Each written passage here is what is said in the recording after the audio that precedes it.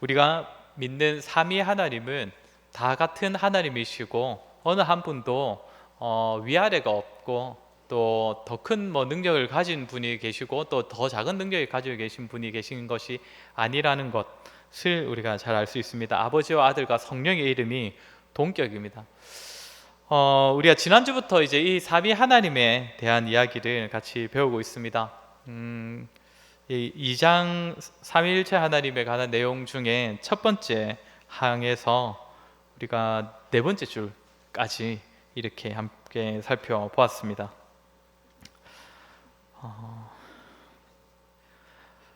항상 진도가 마음에 걸리긴 하지만 늘 말씀드리지만 배운 만큼 유익이기 때문에 우리가 또 너무 급하게 하진 않겠습니다. 오늘은 이제 다섯 번째 줄부터 이렇게 1항의 다섯 번째 줄부터 이렇게 다루도록 하겠습니다. 앞에 얘기 제가 1항과 2항의 차이를 한번 지난주에 잠깐 말씀을 드렸는데 완전하게 구분될 수 있는 건 아니지만 2항은 주로 이제 만물 피조물과 또 관련된 내용들을 다루고 있고 1항은 주로 하나님 그 자체의 속성에 대해서 다룬다고 했습니다. 그런데 그렇지만 1항에 나오는 속성도 사실상 우리와 전혀 무관한 속성들은 아니라는 것도 지난주에 한번 말씀을 드렸습니다. 이제 지난주에 보면 우리 하나님께서는 한 분만 계신다부터 시작해서 무한하시고 또 강대하시고 불가해하시고 전능하시고 전지하시다 이런 이야기를 하고 또 이 하나님께서는 어떤 분이시냐를 이제 다섯 번째 줄부터 계속 이어서 다루고 있는데 다섯 번째 줄부터 우리 같이 한번 읽어보겠습니다. 자기의 영광을 위하여입니다.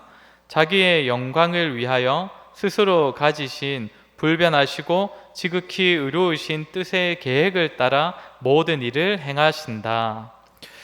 그러니까 우리 하나님께서는 무한하시고 전지하시고 전능하시고 그렇기 때문에 우리 하나님은 그런 분이시기에 사실상 자기 뜻대로만 그냥 하시고 자기 영광을 위하여 모든 일을 하시는 것이 어떻게 보면 가장 옳을 것입니다. 그것이 가장 완전할 것이고 여기서도 그 이야기를 하고 있습니다. 자기 영광을 위하여 일하시고 또 불변하시고 의로우신 뜻의 계획에 따라 모든 일을 행하신다. 그러니까 다른 외적인 것을 의식하여서 또 외적인 것에 영향을 받아서 일하시는 분이 아니라 전적으로 자기 계획과 자기 뜻대로 행하시고 또 이 뜻을 행함에 있어서 불변하시다라는 이야기를 하고 있습니다. 우리가 성경을 보면 성경에 나타나는 하나님은 이 성경 자체가 하나님께서 우리에게 자신을 계시해 주시는 거라고 했지 않습니까?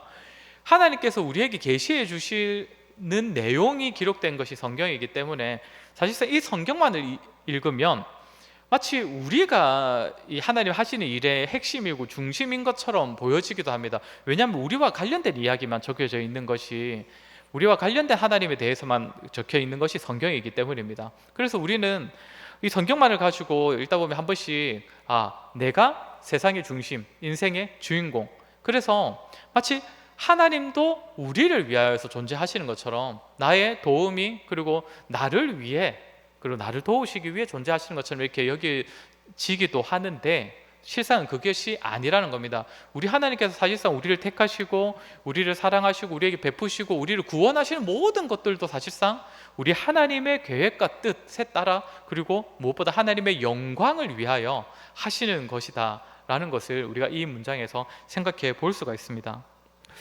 하나님께서 불변하시고 하나님은 오직 하나님의 뜻대로 일하신다라는 사실을 받아들이실 때 어떻게 받아들여지십니까?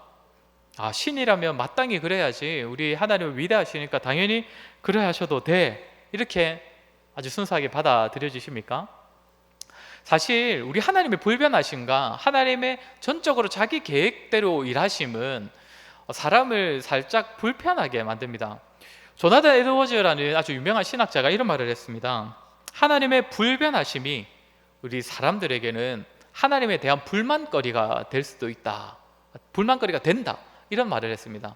무슨 말이냐면 기도를 해도 어차피 하나님의 뜻만 이루어지는 것이라면, 그러니까 하나님은 불변하시다고 하니까 사람에게는 불편한 겁니다. 왜냐하면 우리가 하나님께 열심히 잘 보이고 하나님께 기도하고 신앙생활 열심히 하면 좀 변하셔야 될 것 같은데 이제는 좀 나한테 좀 맞춰주셔야 될 것 같은데 그게 아니라 우리 하나님은 불변하신다라고 하고, 하나님은 자기 영광을 위해 일하신다고, 그리고 또 하나님은 자기 계획에 따라 움직이신다고 하니까 사실상 완악한 인간의 습성으로는 하나님의 불변하심, 하나님의 자기 영광은 사실상 마음을 조금 불편하게 하는 요소이기도 합니다. 그렇지만 우리가 기억할 것이 무엇입니까? 사실상 기도라는 건 어떤 의미입니까? 기도는 우리가 하나님을 설득해내는 방편이 아닙니다. 사실상 물론 우리가 하나님께 우리의 바람과 우리의 소원들을 아뢰는 것이 기도이긴 하지만, 기도의 주목적은 무엇입니까? 하나님의 뜻을 구하는 것, 그러니까 하나님의 뜻을 발견할 수 있는 수단, 그리고 하나님의 마음을 품을 수 있는 그 통로지 않습니까? 이렇게 본다면 사실상 우리의 신앙생활이라는 것도 하나님을 변화시키고 하나님을 설득해내기 위한 것이 아닙니다. 우리가 하나님의 뜻과 계획을 발견할 수 있도록, 그래서 더 우리가 하나님의 그 영광과 그 뜻을 알고 경험하면서 살아갈 수 있도록 노력하는 것이 하나님을 배우는 것, 그리고 기도하는 것, 그리고 신앙생활을 열심히 하는 것입니다. 이제 다음 내용으로 보면, 이제 우리 하나님의 속성 중에 이제 사랑이 많으시고 은혜로우시고 이런 내용으로 이제 시작이 됩니다. 우리 하나님에 대하여서 여기서 이제 편의상 지극히 사랑이 많으시고라고 이야기를 시작하고는 있지만, 성경은 우리 하나님의 사랑을 어떻게 소개합니까? 우리 하나님은 우리에게 사랑을 많이 베푸시고 하나님의 사랑이 많으시다라고도 하지만 우리 하나님 자체가 사랑이다라고 이야기를 합니다. 요한일서 4장 8절을 보면 사랑하지 아니하는 자는 하나님을 알지 못하나니 이는 하나님은 사랑이심이라. 성경이 하나님이 곧 사랑이다라고 하는 가르침은 우리에게 어떤 의미를 줄까요? 어떤 교훈을 주겠습니까? 먼저는 참 사랑이라는 것, 진정한 사랑이라는 것은 어디에 가서 배울 수 있다는 겁니까? 우리 하나님에게서 배울 수 있다는 겁니다. 우리가 우리 나름대로 각자를 사랑하고 또 사랑하는 마음으로 어떻게 행동을 하고 살아가지만, 그 사랑의 방식이 사실상 진짜 그 제대로 된 사랑을 하려면 사랑을 우리도 배워야 하는 것인데, 그 진정한 사랑, 참 사랑은 오직 하나님께 있기 때문에, 우리 하나님이 사랑이시기 때문에 하나님께 배워야 한다는 것이고, 또 하나 우리가 하나님을 사랑이라고 이렇게 고백하는 것의 의미는, 우리가 그 사랑을 그렇게 하나님께 배운 그 사랑으로서 그 사랑을 닮은 사랑들을 우리가 베풀면서 살아가는 것이 진정으로 하나님을 아는 것이다, 하나님을 믿는 것이다, 하나님을 섬기는 것이다 라고 할 수 있다는 것입니다. 왜냐하면 하나님 자체가 사랑이기 때문입니다. 우리가 사랑을 하면, 하나님을 하면 사랑을 하면 누가 드러나는 것입니까? 내가 사랑하고 있지만 내가 드러나는 것이 아니라 나의 이 사랑을 통하여서 사랑이신 하나님이 드러나는 것이죠. 그렇기 때문에 사실상 우리가 진짜 사랑을, 하나님께 배운 사랑을 함으로써 우리가 하나님에 대한 믿음을 고백하는 것이고, 또 하나님에 대한 지식을 우리가 삶으로 살아내는 것이고, 이것이 곧 우리가 성경에서 하나님이 곧 사랑이다라고 하는 말의 의미라는 것이죠. 그리고 이제 이어지는 내용들은, 지극히 사랑이 많으시며부터 이어지는 내용들은 그 사랑이 이제 우리에게 어떻게 나타나는가에 대한 내용들이라고 보시면 될 것 같습니다. 은혜로우시다라고 합니다. 은혜라는 것은 어떤 의미입니까? 물론 우리가 다양하게 설명할 수가 있을 것입니다. 하나님께서 우리에게 주시는 모든 것들, 행하시는 모든 것을 가지고 우리가 은혜라는 말로 표현을 하는데, 왜 그렇게 표현하냐면, 은혜라는 말의 의미가 자격 없고 조건 없는 자에게 베풀어 주시는 호의라고 하면 말이 좀 어려우니까 친절, 그러니까 친절한 마음, 이런 것이 사실상 은혜의 정의입니다.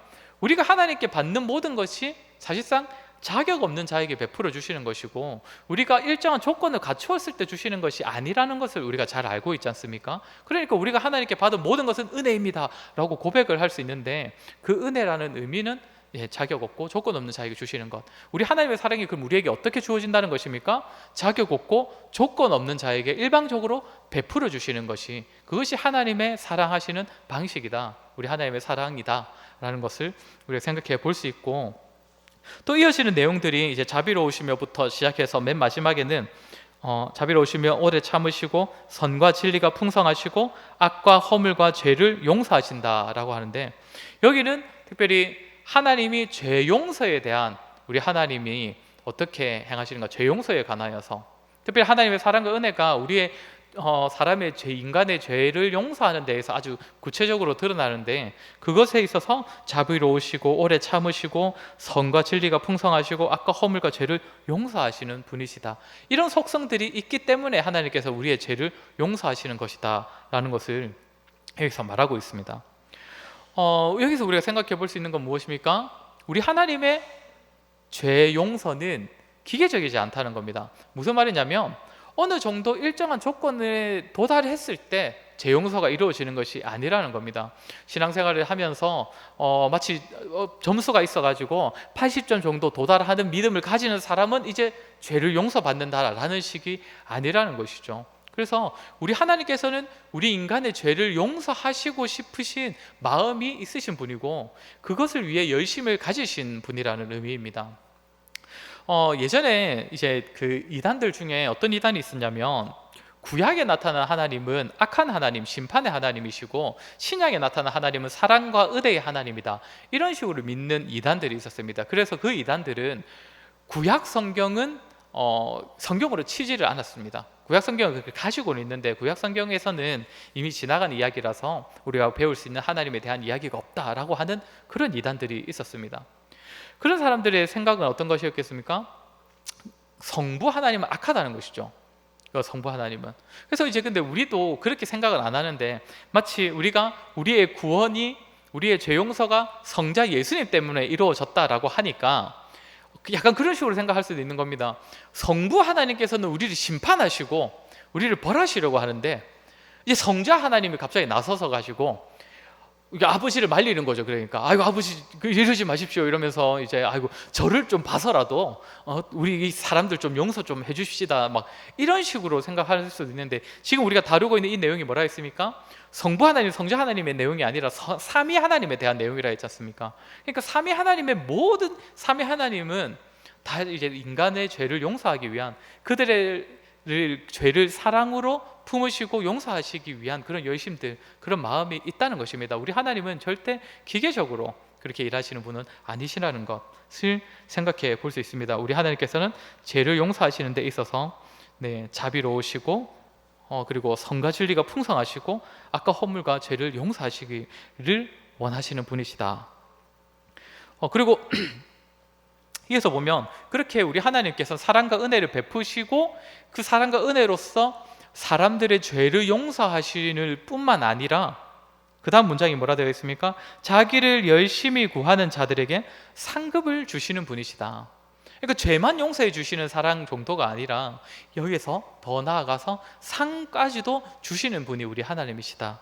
우리가 히브리서 11장 6절 잘 알지 않습니까? 믿음이 없이는 하나님을 기쁘시게 하지 못하나니 하나님께 나아가는 자는 반드시 그가 계신 것과 또한 그가 자기를 찾는 자들에게 상 주시는 이심을 믿어야 할지니라.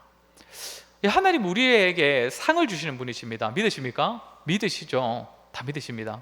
그런데 이 히브리서 11장 6절 9절이, 혹시 우리가 11장은 믿음자기라는 거 다 잘 알지 않습니까? 어떤 성경 인물 이야기에 들어가 있는지 혹시 아십니까? 에녹입니다. 에녹 이야기를 하면서 이어지는 구절이 바로 이 내용입니다. 믿음이 없이는 하나님을 기쁘시게 하지 못하나니 그는 하나님께 상도 받는다. 이것도 믿어야 한다. 자, 에녹 이야기를 하면서 상급 이야기를 말하고 있습니다. 그럼 히브리서 이 저자가 이야기하고 싶어하는 상이 무엇이겠습니까? 에녹이 받은 상은 무엇입니까?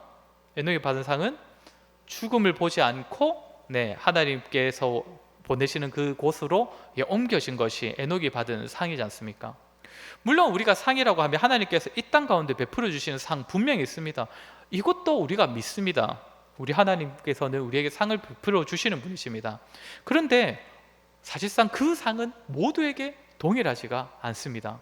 모두가 다 다르게 느낍니다. 가령 가난한 사람도 나는 정말 하나님께서 물질의 복을 많이 주셨어 라고 고백할 수도 있을 것입니다. 그리고 상대적으로 반대의 경우도 있지 않겠습니까? 상대적으로 부자인 것 같아 보이는 사람도 아직까지 내가 하나님께 물질의 복을 좀 더 받고 싶어 하는 그런 마음을 가지는 사람도 분명히 있을 것입니다. 사실상 이 땅에서 받는 상이라는 것은 모두에게 동일할 수가 없습니다. 난 분명 상 받은 것 같은데 다른 사람이 나를 볼 때는 저 사람은 왜 저리 하나님께서 상을 안 주시지? 라고 생각될 수도 있는 것이죠. 성경에서 말하는 확실한 상이 있습니다. 모두에게 동일한 상이 하나 있습니다. 그것이 무엇입니까? 천국 아닙니까? 천국. 에녹을 통하여서 상급 이야기를 하는 것도 결국 그것입니다. 모두에게 동일한 상급, 모두에게 다 확실하게 정해져 있는 상급. 그 상급이 무엇입니까? 영원한 생명을 누릴 수 있는 그 천국에서의 삶이 가장 확실하다는 것이죠.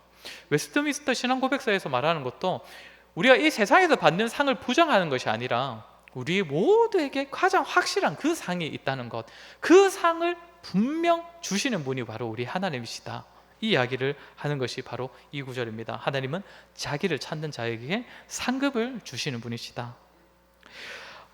그리고 마지막 문장이 하나님은 사랑과 은혜로서 우리를 죄를 용서하시고 또 상을 주시는 분이시지만 동시에 우리 하나님은 공의로우신 하나님이시다.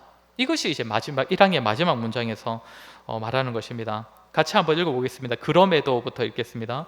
그럼에도 심판에서 지극히 공의롭고 두려우신 분이시며 모든 죄를 미워하고 범죄자를 결코 관가하지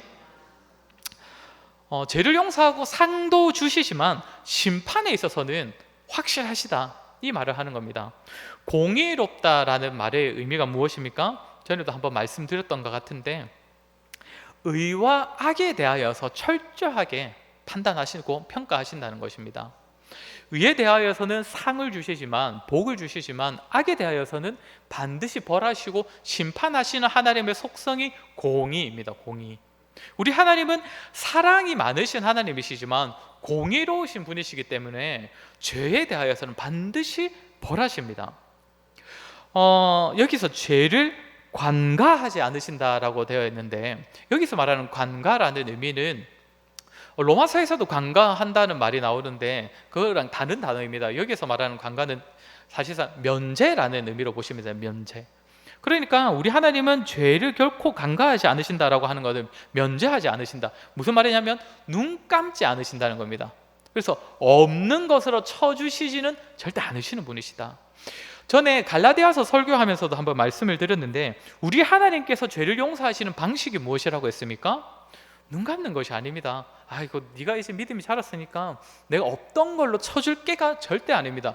하나님은 공의로우시기 때문에, 사랑도 많으시지만 공의로우시기 때문에 죄는 반드시 심판하시고 벌 주십니다. 그런데 우리의 죄를 용서하시면서 우리의 벌이 어디로 간 겁니까? 예수 그리스도께로 간 겁니다. 그래서 우리의 죄 용서를 가장 잘 표현하는 단어가 속량이라는 단어입니다. 속량이라는 단어가 무엇입니까? 대신 갚아주다는 것이지 않습니까? 빚을 대신 갚아주다.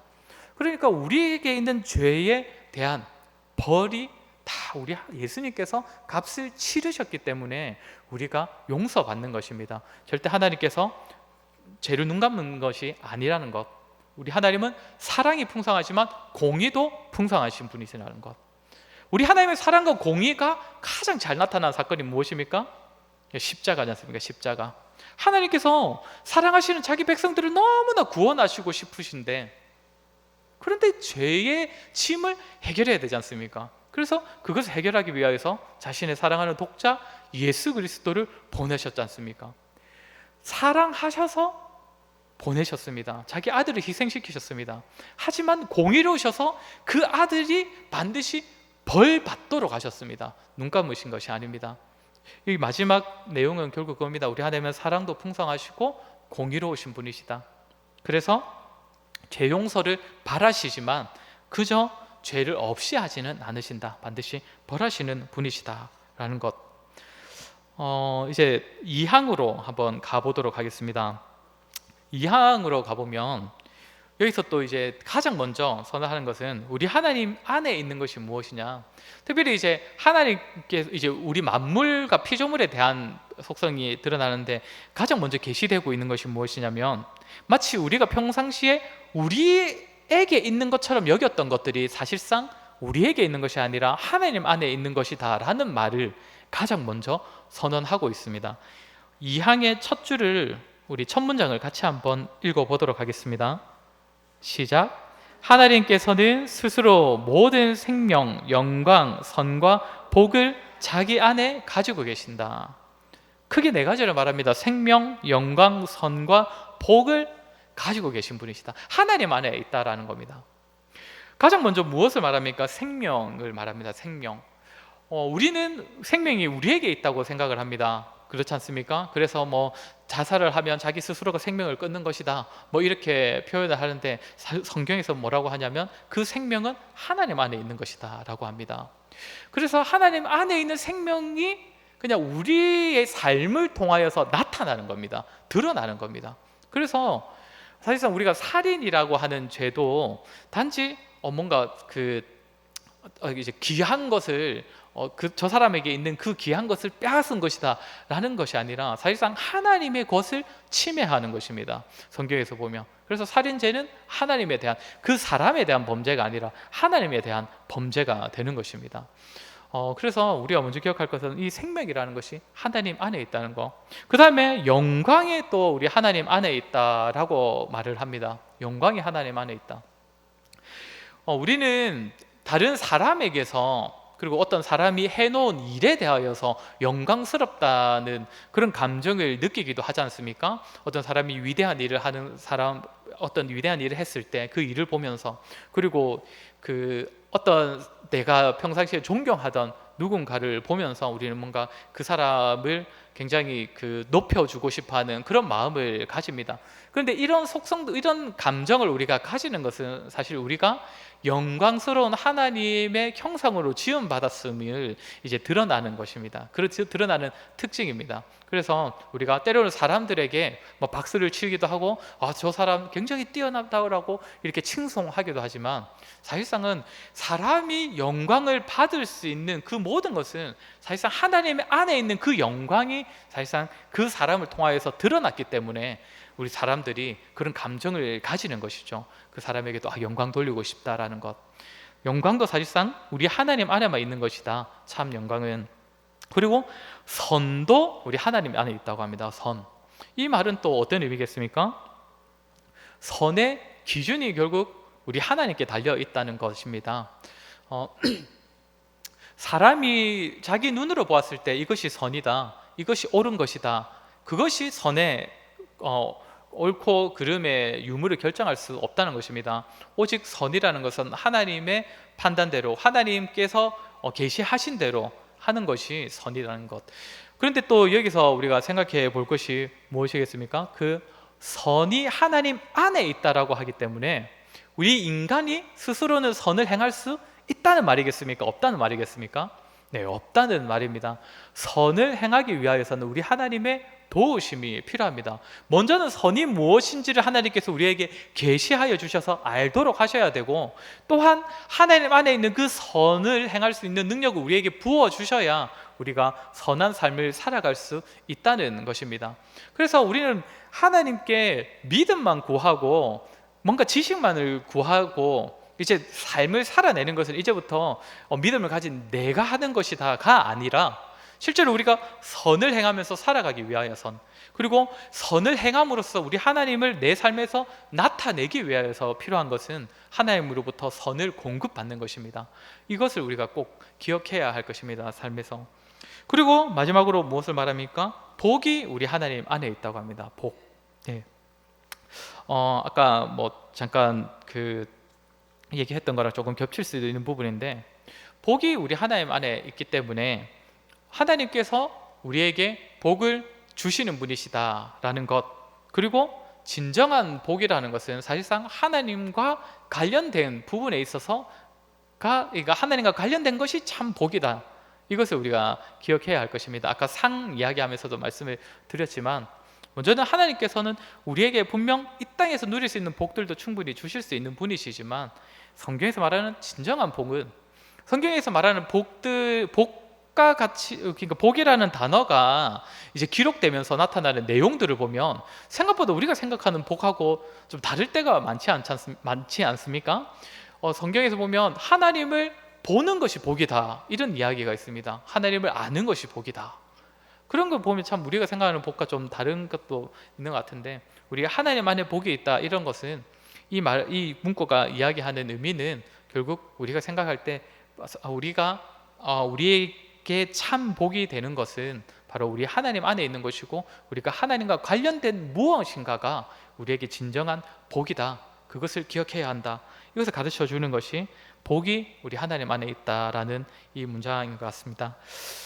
다음 내용은 우리가 또 계속 말씀드리지만 앞으로도 시간이 있기 때문에 배우도록 하겠습니다. 제가 참 많은 내용을 너무 다루려고 하니까 또 더 힘들어지는 것 같기도 한데, 어쨌든 오늘 본문에서도 우리가 알 수 있는 것은 무엇입니까? 우리 하나님을 우리가 알면 알수록 결국 하나님을 대하는 우리 삶의 태도가 달라질 수밖에 없다는 점 아니겠습니까? 상이라는 것, 봉이라는 것 참 저도 좋아하고 우리 모두가 참 좋아하는데, 사실상 성경에서 계시하는 그 상과 복은 우리가 받고 싶은 것을, 네가 받고 싶은 것을 내가 줄게 라고 주는 것이 하나님의 상과 하나님의 복이 아니라는 것. 하나님께서 주시고자 하는 상과 복은 이미 다 예비되어 있고 또 준비되어 있고, 그리고 그것을